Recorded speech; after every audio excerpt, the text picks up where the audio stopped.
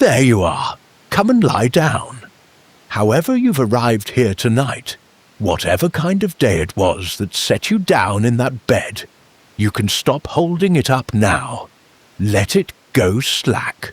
I'm sitting out beside a little stream tonight, up in a wooded park called Haut-du-Ruisseau in New Brunswick, and this water has been running over the same stones far longer than either of us has been alive.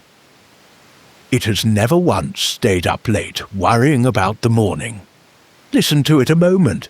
That's the whole of what it does. It goes where the ground lets it go, and no further, and it does not argue. We could take the whole of tonight's lesson from the water, and never need an old man's voice at all. But stay a while anyway. Let's put a few things down together, you and I. Start with your hands. They've done more than their share today. They carried and gripped and steadied and held on, and now they can simply lie open. Turn them upward, or let them fall however they please, but let the fingers come a little apart. There's nothing left in this hour for them to hold. Whatever you are carrying is set down on the far side of the door, and I promise you, it will keep until morning without you standing over it. Let the weight run out of your arms. Let your shoulders come down out of your ears, where they seem to have taken up living lately. There, that's already a little better. Now here is a thing I've noticed, lying awake myself more nights than I'd care to count. It is almost never the day behind us that keeps us up. That day is finished. It did what it came to do, and it's gone. It's the day ahead that does it. You lie down, and your mind slips out the door without you, and goes running off into tomorrow.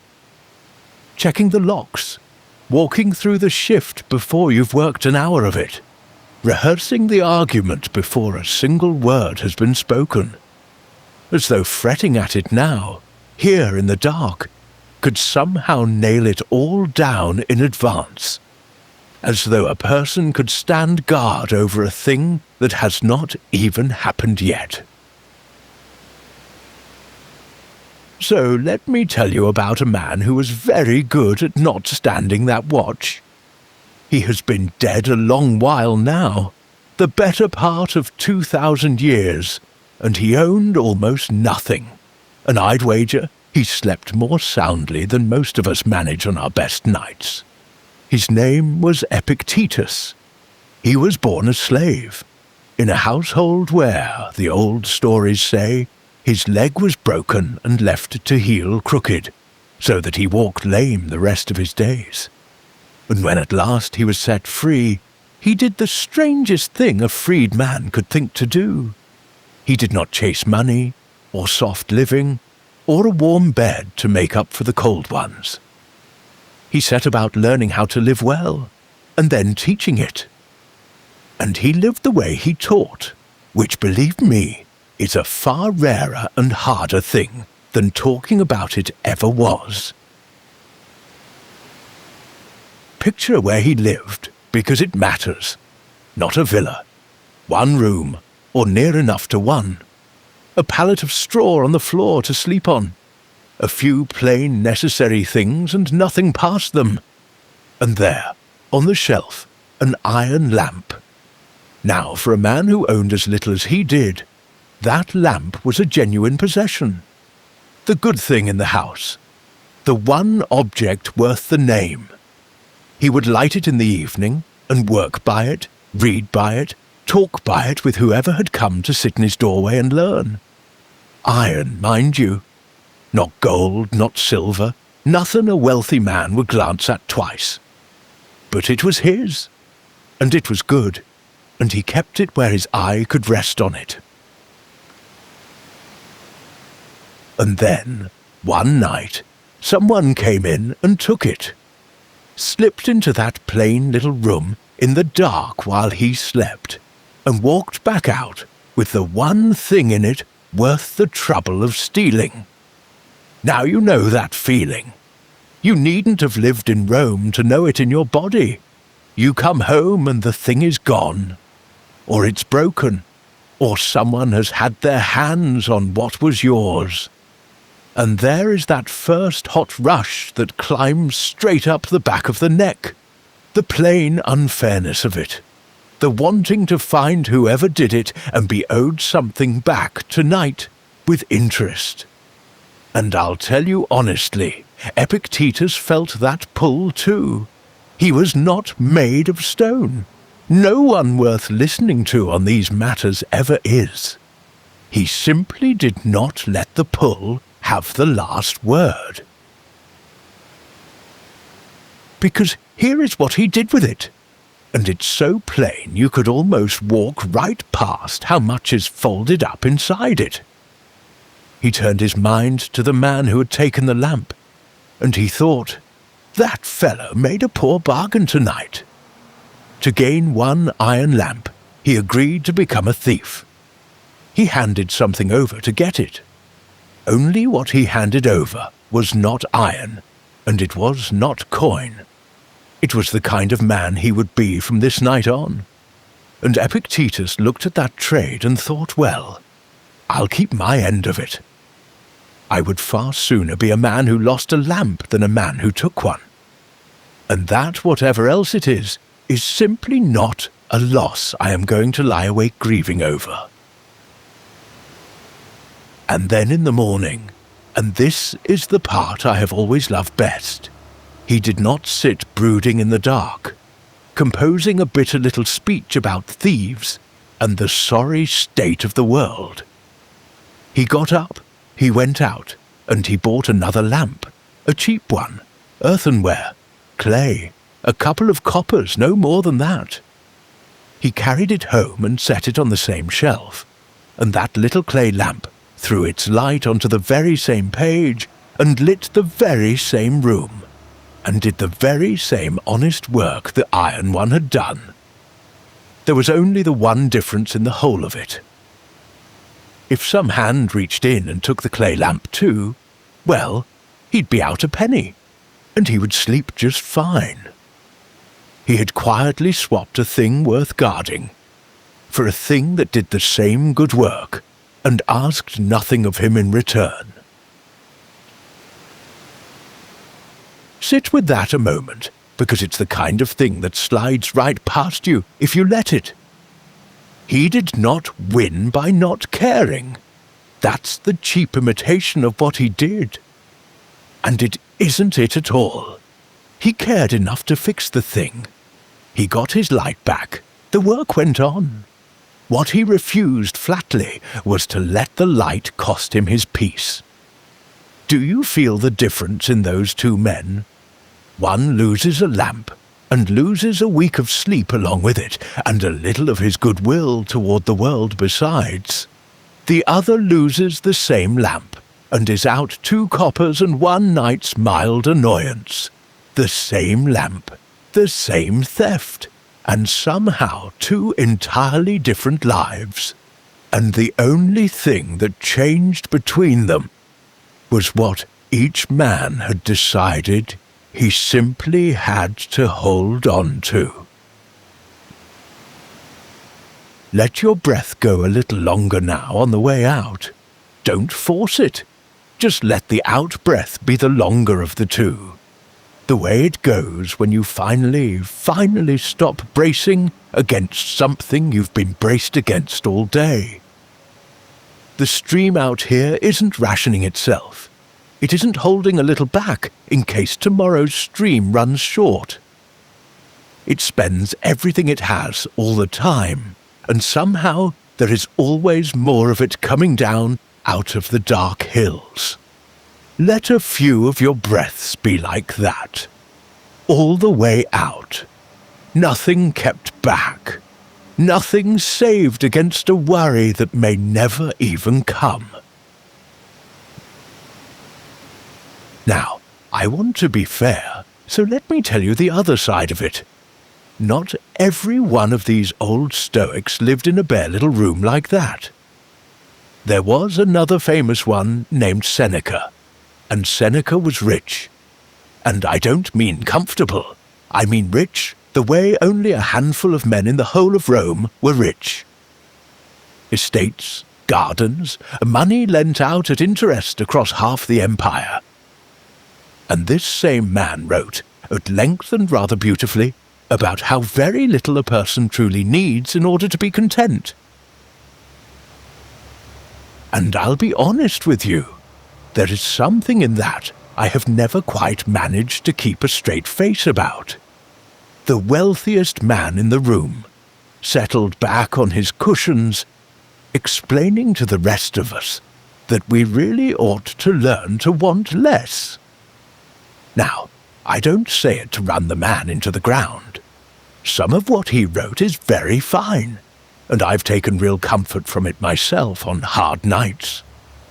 I say it only because you and I both know the particular flavor of being counseled to live simply by someone who has never once had to sit at the table and count what was left at the end of the month.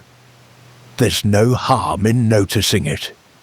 It might even help you sleep, knowing the man who wrote the grand words was working the same problem you are, and not always winning. But here's the true thing underneath the joke, and I suspect Seneca half knew it about himself. The more a man owns, the more of him is standing guard. Every fine thing on the shelf is one more thing that can be taken, or broken, or fall out of fashion, or want insuring and dusting and fretting over at 2 a.m. Epictetus, in his one plain room, had almost nothing that could be taken from him, and so there was almost nothing in all the wide world that could reach in through the dark and shake him awake at night. Fewer things to guard, fewer lamps to lie awake over. I'm not telling you to give the house away in the morning. I'm only asking you to notice honestly what your grip has been quietly costing you, measured out in sleep. And you have your own iron lamps. We all do. Not lamps, of course, but the same shape of thing. Some plan you've polished and set on the shelf and cannot bear to see knocked off. Some picture of how tomorrow simply has to go. Some small daily thing that would not really matter much if it slipped. And yet you find yourself up at this hour, standing over it with the light raised, guarding it against a thief who is very likely never coming. You know the ones, everyone's are different, but everyone has them. And most of them, if we're honest in the dark where no one's watching, are iron lamps, heavier than they need to be, and not worth a single hour of the sleep we spend defending them. So, let's do one small thing together, right here. Let's set down just one of the things you've been guarding tonight. You know the one I mean. There's a plan you've had both hands wrapped around, or a hope, or some particular way you've been needing tomorrow to fall out, and you've been holding it so tightly and for so long that you have half forgotten you're even doing it. Don't wrench it open, just look at it plainly, for a breath or two, and ask the simple question, is this actually mine to hold right now, at this hour, from this bed? Or is it only an iron lamp I'm sitting up in the dark to guard, when the door is already bolted, and there is nothing more that these two hands of mine can do about any of it before the morning? Before we go any farther, tell me where you are hearing the episode, and what time it is there. I read every one. And if you'd like to find your way back here, follow the show. Think of it as leaving a lamp lit in the window for yourself. The sleep routine I use is written in the description. It is simply what I use, never a promise. Now, come back to the lamp in your open hand. Because this was the heart of what the old man understood, and it's the thing I would most like to send you off to sleep still holding. In every single situation a person meets, there is a part that belongs to them, and a part that never did. What gets taken, what the weather decides to do, what another person chooses, how the shift falls out, whether the plan holds, what the letter says when it finally comes. None of that was ever truly in your hands to begin with. But how you meet it, what you do in the next moment, the kind of person you are while it's happening to you, that part is yours. It always was. And no thief who has ever lived can slip into the room and carry it off. They can take the iron lamp.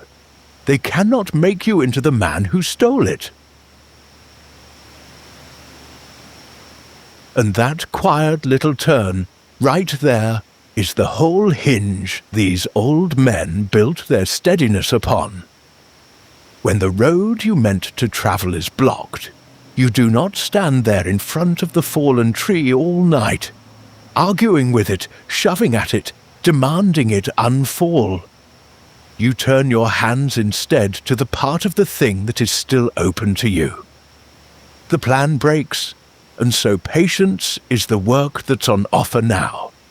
Something's taken, and so you learn to do without it, plainly and without any drama, exactly the way the old man went out and bought his clay lamp. That is temperance. That is the whole of it, right there in a couple of copper coins. The obstacle does not end the work of being a decent person in the world.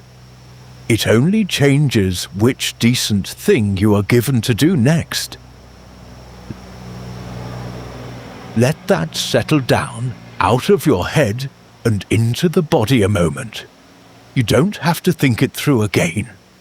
Just breathe once, slowly, and let the shoulders drop another finger's width.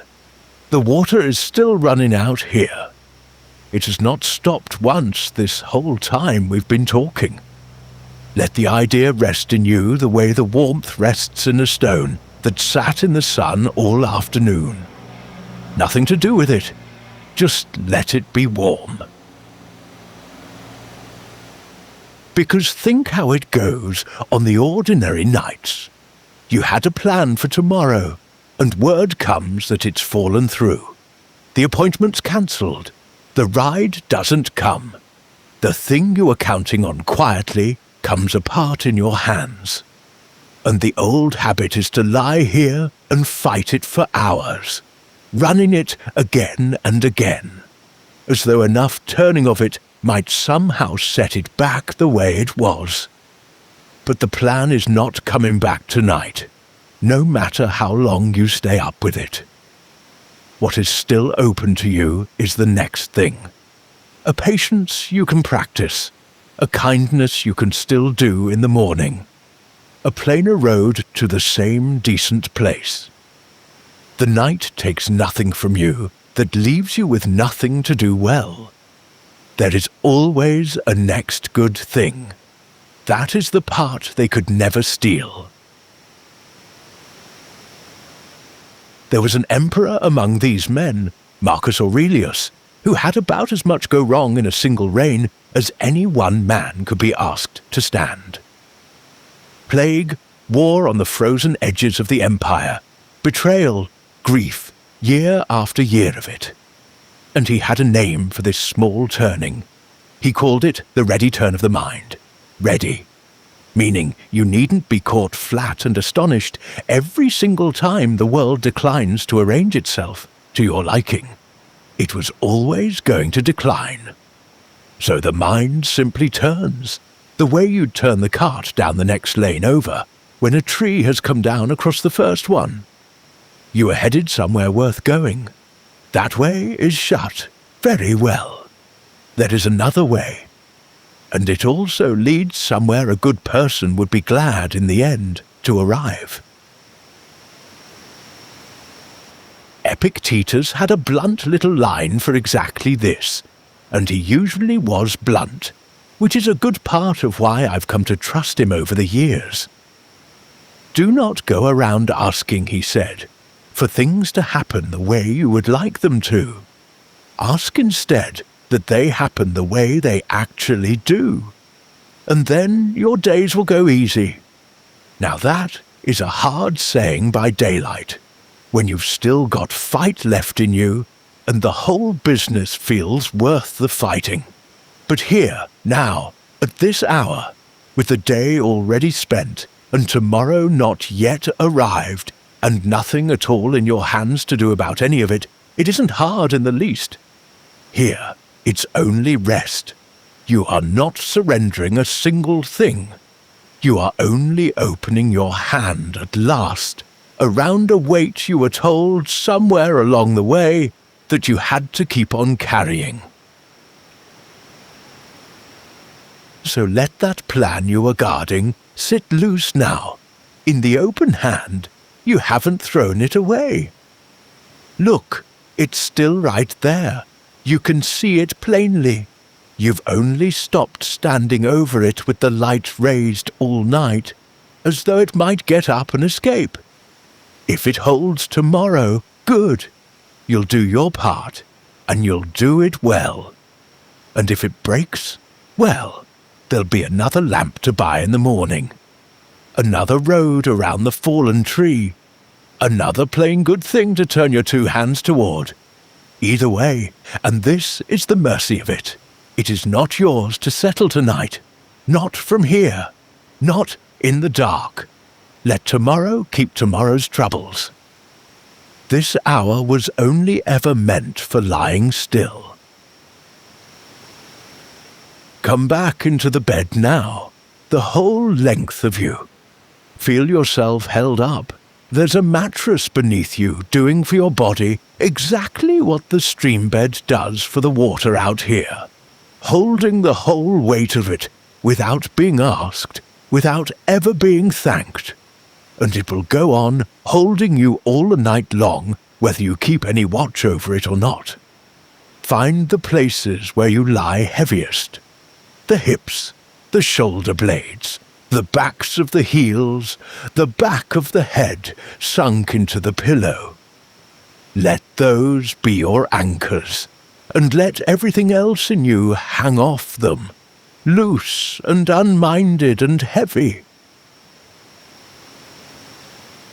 And here is the thing above all the rest of it that I most want to leave in your open hands tonight. So take it slowly. Whatever this day did to you, whatever broke in it, whatever got taken from you, whatever flatly refused to go the way you needed it to go, your life carried you here anyway. All the way to this bed at the very end of it. The breath kept coming the whole time, without you once having to remember to draw it.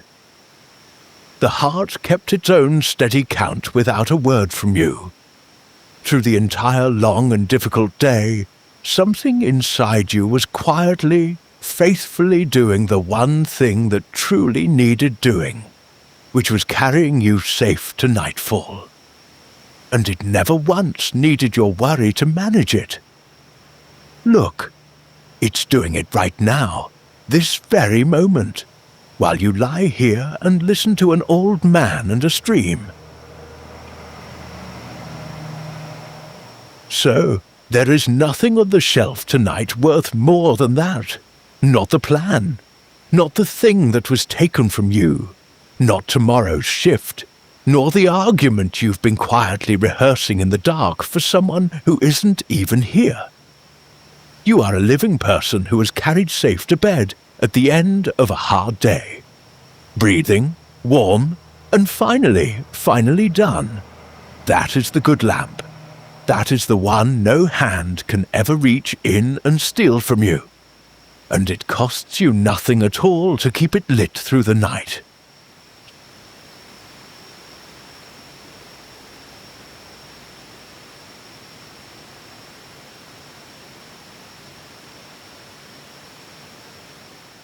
So let the guarding end now, the way a watch ends when the night is quiet.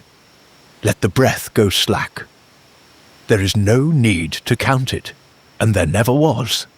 Nothing on the shelf tonight needs watching. Nothing beyond this room is yours to hold until the morning. Let the hands which have carried so much today lie open and empty on the covers. There is nothing left in them for you to keep.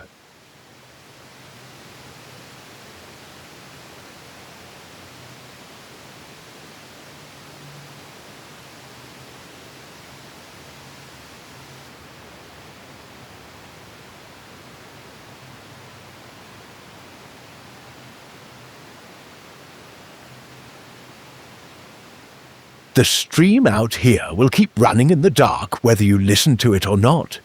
It will carry the whole night along without the least help from you. So let it carry this too, whatever it was you were guarding. Hand it to the water, and let the water take it on downstream, out of the room, out of the night, gone. Your part in it is done. You have only to lie here now and be carried.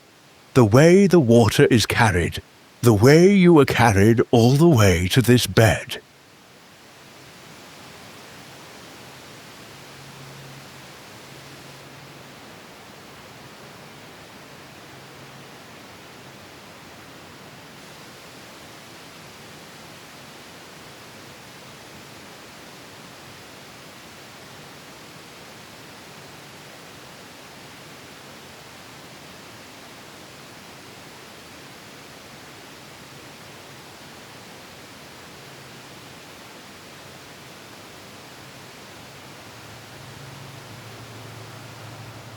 The iron lamp is set down.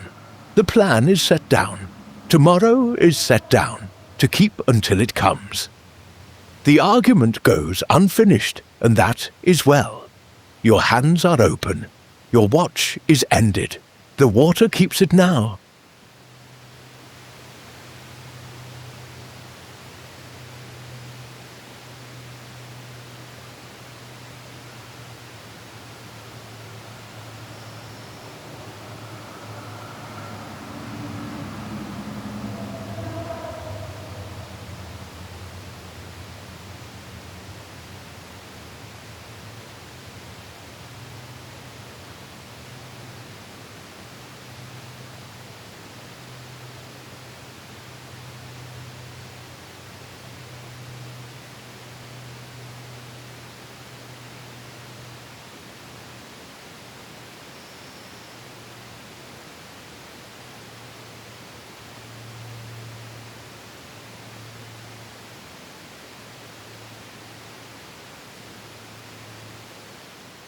Nothing left to guard tonight. Nothing on the shelf worth more than this one breath. Nothing to bolt down. Nothing to stand over. Nothing at all that cannot wait for the morning. You are carried here. You are held. You may sleep.